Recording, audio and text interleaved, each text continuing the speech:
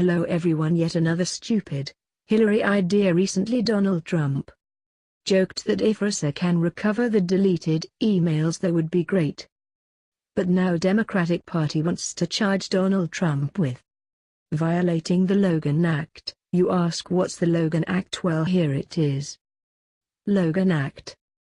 The Logan Act, 18 U.S.C.A. Section 953, 1948, is a single federal statute making it a crime for a citizen to confer with foreign governments against the interests of the United States. Specifically, it prohibits citizens from negotiating with other nations on behalf of the United States without authorization. Congress established the Logan Act in 1799, less than 1 year after passage of the Alien and Sedition Acts, which authorized the arrest and deportation of aliens and prohibited written communication defamatory to the U.S. government. The 1799 Act was named after Dr. George Logan, a prominent Republican and Quaker from Pennsylvania. Logan did not draft or introduce the legislation that bears his name, but was involved in the political climate that precipitated it.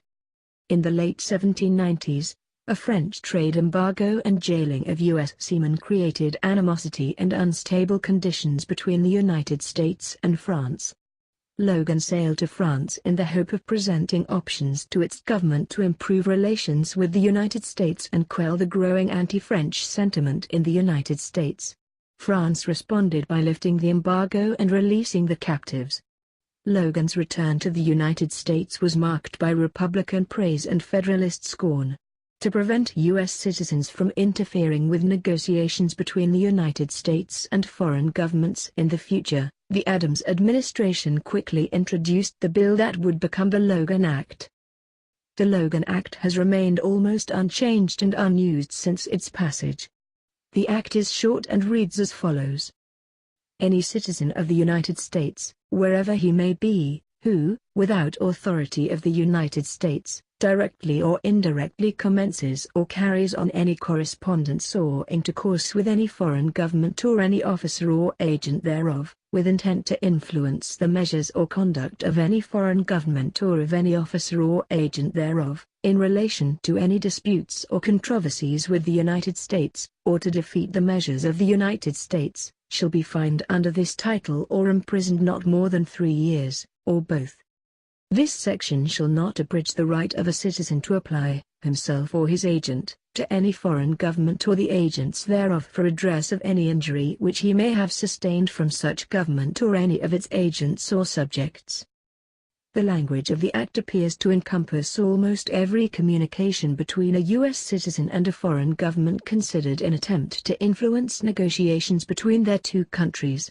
Because the language is so broad in scope, legal scholars and judges have suggested that the Logan Act is unconstitutional.